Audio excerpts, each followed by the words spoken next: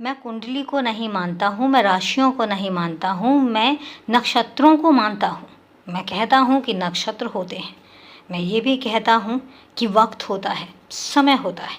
लेकिन चूँकि तुम मानते हो, आज मैं तुमसे कहता हूँ, मैं नहीं मानता हूँ लेकिन तुम मानते हो, और इसीलिए मुझे पता है आज की जो तारीख चल रही है उस तारीख में तुम बहुत बेचैन हो। कहीं ना कहीं तुम ये जानना चाहते हो कि तुम्हारी इस असफलता के पीछे आखिर क्या रहस्य है, क्या राज है। तो उसके लिए तुम जानना चाहते हो कि तुम्हारी कुंडली तुम्हें क्या बताती है, तुम्हारे लिए कौन से नग बेहतर हैं, तुम्हारे लिए कौन से नग ऐसे हैं जिनको तुम धारण कर सकते हो और चीज़ें ठीक होनी शुरू हो जाएं। अगर तुम्हारा ऐसा मानना है और तुम्हारी ये धारणा है तो मैं कहूँगा कि ये काम करो, उठो और किसी अच्छे पंडित के पास जाओ जो तुम्हारे आसपास तुमने सुन रखा हो कि बहुत ज़्यादा जानकार है।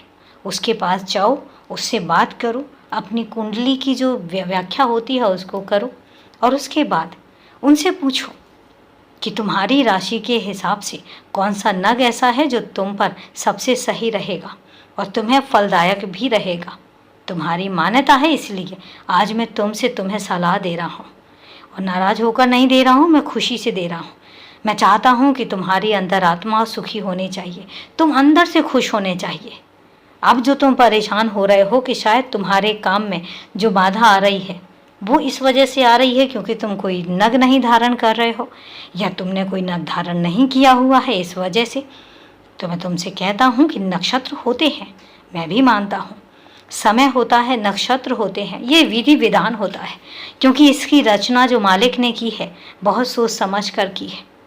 और इसलिए जैसे भी पंडित बताएं उनको उसी हिसाब से मानना। वो जो भी उपचार करने के लिए कहते हैं वो उपचार करना, ताकि तुम्हारे अंदर शांति होनी चाहिए। और रही बात तुम्हारी ज़िंदगी में सुकून, तुम्हारी ज़िंदगी में तरक्की, तुम्हारी ज़िंदगी में समृद्धि, ये सब लाने की, तो वो जिम्मेदारी मेरी है, मैं लेकर आऊँगा। शुभ संकेत तुम्हें दिखने लग गए होंगे, चमत्कार मेरे तुम्हारे सामने होंगे। और अभी तो एक रास्ता और भी है जो बहुत महत्वपूर्ण है और जो तुम्हें बहुत आगे लेकर जाएगा। निकट भविष्य में तुम उसको भी अनुभव करोगे और उस काम को भी पूरा करोगे, क्योंकि वहीं से तुम्हारी समाज सेवा की जो कदम है वो आगे बढ़ेंगे। याद रखना, मैं हर पल तुम्हारे लिए ही योजनाएं बना रहा हूँ। तुम जहाँ पहुँचना चाहते हो और तुम जितना दृढ़ निश्चय लेकर बैठे हो और तुम जितनी कड़ी मेहनत कर रहे हो वो सब तुम्हारी जाया नहीं जाएगी, बेकार नहीं जाएगी, तुम्हें वो सब कुछ मिलेगा। तो जो तुम्हारा मन करता है तुम वो करो, बाकी अपनी कड़ी मेहनत जरूर करते रहो, उसमें कमी नहीं आनी चाहिए। बाकी सब मुझ पर छोड़ दो। खुश रहो, हमेशा खुश रहो।